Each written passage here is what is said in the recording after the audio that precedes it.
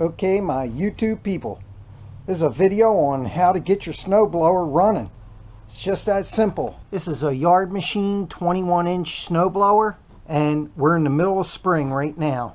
People throw these things out because they couldn't get them running. I picked it up out of the trash. I'm going to get it running, and then I'm going to sell it, and I'm going to sell it cheap. So you can see this thing's in pretty nice condition. I'm sure it's just a bad gas issue. You could get a snowblower that's 50 years old and it'll probably start with 3 pulls if the carburetor's clean and you got good fuel in it. Winds up the snowblower sit for years without being run. Plus there's no dust when there's snow. That's why snowblowers don't have air breathers on them. If you have a 4-stroke snowblower like this one is, you have to keep clean oil in it. So the first thing I'm going to do is remove whatever that is. I believe it to be a salt spreader along with this handle looking thing. And I'm going to throw that away because it's all rusted.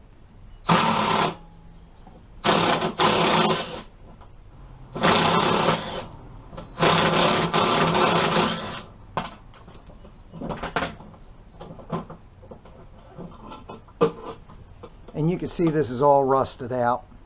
And you can see I went about that a little barbaric. So right here's the carburetor. I'm going to take that off first and see what it looks like. This is the choke. You have a primer. These are 10 millimeter. Now you just pull this cover. And I can already smell the bad gas. I'm going to pull this crankcase vent tube off. I'm going to take the plug wire out of this holder that it's in, just kind of get it out of the way. As you're taking this carburetor off, you need to take the linkage off. We'll pull the gasket off the end. I'm going to pull the primer hose off.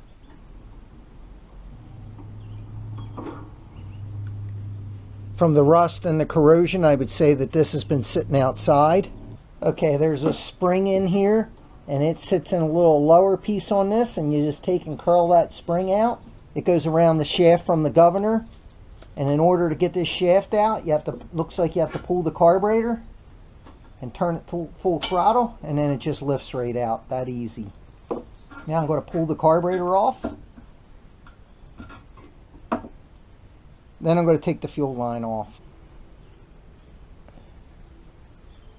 Doesn't seem to be any gas in it. Oh, there is gas in it. It's yellow. It's clearly bad because it stinks. So I think what I'll do is I'll just push it onto here for now, and that'll keep it from leaking. I'm going to drain the gas out of the tank. To get the gas out, I just get a cup that'll hold gas, and then we'll drain it out. Now you can see that gas is bad, it smells bad, but it doesn't have any water in it. So what I do with this gas, I put it right in the gas tank in my car, because this little bit of bad gas will mix in with the good gas and the car will never know it's there. But it's important that you don't have water in it. There did end up being some water down in the bottom of the tank, so I just stuck a rag down in there and I'll let it soak it up, and then I'll pull the rag out. And that'll take care of that. Now we'll pull the carburetor apart.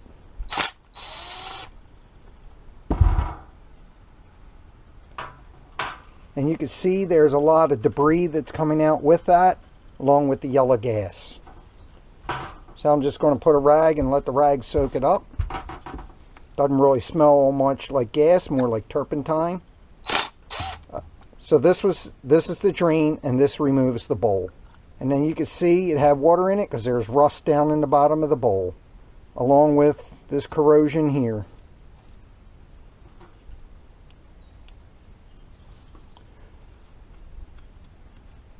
Well, that doesn't end up being rust after all. It's just some nasty brown stuff. I'll clean all that out with some carb cleaner, and then we'll clean the carburetor out, and I'll show you that. First thing I'm going to do is pull out the float pin. Pull the float with the needle. It's got a brass seat, so there's nothing to change down in there. I'm going to clean all this with some carb cleaner. I'm going to pull out the main jet.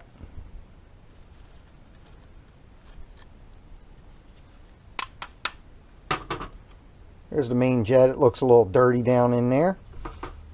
I'm also going to push out the brass nozzle that the jet holds in.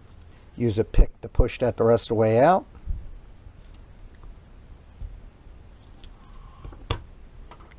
Okay, there it is. And that's the emulsions tube, and it's really good that I took that out because that's really crudded up. So the other thing you want to make sure you do is clean out these air bleeds real good.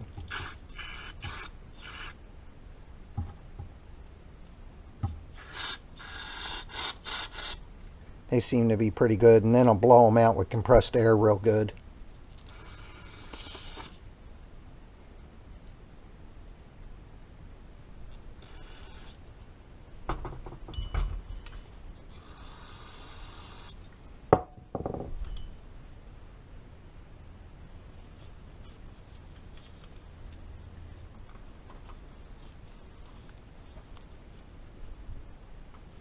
The other thing I like to do is I take a wire, I happen to get these off paper tags, and just push it through all these, make sure they're clean. And then there's some smaller ones on here that this wire is not going to fit into, and I'll just use the carb cleaner to make sure that they're cleaned out. These are the ones down here. These are real fine. I don't think the wire goes into them. Oh, and it does. That's great. Okay. Wires through all of them. It's still really gummed up right here. Now I'll just spray it out real good. Like this. Carb cleaner is a lot stronger than brake clean. Definitely don't want to get this stuff in your eyes. There you can see it coming out all those. Make sure it comes out all of them. And it does. Okay. Make sure to put the wire down in here and see if it pulls out any dirt. And it doesn't. Give it one last spray. Okay. Now I'll move on to the main jet. Give it a spray.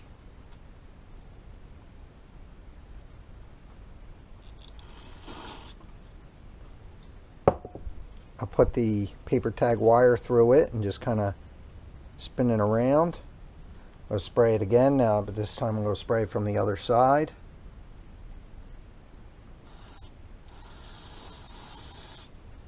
I like to hold them up to the light and look in them and make sure they look as round as they should be. It's not like there's some dirt in there hanging it up. Now I'm going to just spray up in here one more time. I always try to poke this wire down in here as deep as it'll go. Same with the other one. And in these carburetors, on the side of the carburetor generally, there'll be some ports, and you want to make sure that you spray in the carb and it comes out those ports. That's the idle jet circuit, these holes down in here. There is an adjustment here, but ever since the government got involved, they cap them off so you can't really adjust them. We'll spray into this hole. It's on the same side as those jets. I don't think you'll be able to see it, but we'll see if you can. Well, I did it off camera, and there is the carb cleaner is coming through them. So I'm going to reassemble this carburetor. This nozzle goes back in, the thinner side goes up, and that actually pokes out into the throat of the carburetor. Like that. And I always just like to take a screwdriver and make sure it's all the way in, like that. Then I'll put the main jet back in. That gets screwed down. Want to make sure that's tight. Then I'm going to clean out the bowl with the carb cleaner. You can see how strong that is. It took it right out of there. Want to make sure you get that good and clean. Now that I have carb cleaner all over this rag, I'm going to give the outside of the carburetor a wipe. Try and get as much of the dirt off as I can. Clean the gasket surfaces. Now I'm going to take some brake clean. Spray the rest of these parts off to get them clean.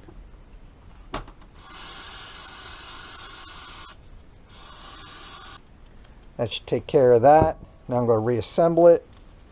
For this, it's just a matter of putting the needle back into the seat Bringing the float down, putting the float pivot pin back in it, bringing the bowl onto it. I'll leave my bolt drain over here so when it's reassembled, I'm able to drain the bowl at the end of the season. You saw me use the impact gun to get it apart. Of course, I don't put it back together like that. Okay, now I'm going to reinstall the carburetor and start this up. Now I'll remove the rag out of the gas tank. And I'll look down in there with a flashlight to make sure it got all the water out. Dry as can be now. Before I put the carburetor on, I'm going to drain the oil out of it.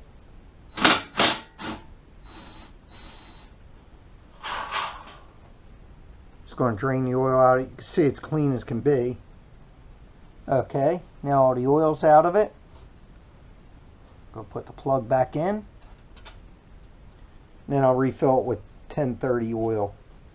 Okay, now to reinstall the carburetor, I'm going to put the gasket on the carburetor. There I have the gasket on the carburetor. I'm going to pull the hose off. Let's start to slide everything on together. Now I'm going to hook the governor linkage onto the carburetor. That's that. And it all slides on together. After I get it all done, I'll hook the spring on. Now the spring's back on. Now I'm going to put the primer hose back on. I'm going to cut it back a little. And then put the primer hose onto its spot on the carburetor. And then put the hose clamp on. And now the fuel line back onto the carburetor. And then the fuel line clamp. So now I got the carburetor on. I'm going to put the gasket on. And now the cover. And as I'm putting the cover on, I'll put the crankcase ventilation tube on. Then the nuts. Now I'll tighten the nuts. And now I have to fill it with oil, then put some gas in it and give it a try. Now to fill it up with oil. So it winds up that it takes a full quart of oil. Now we'll put some gas in it and see if it fires up. Since it's spring, I'm not going to put much gas in it because I'm going to have to drain it out. And that should be enough to start it.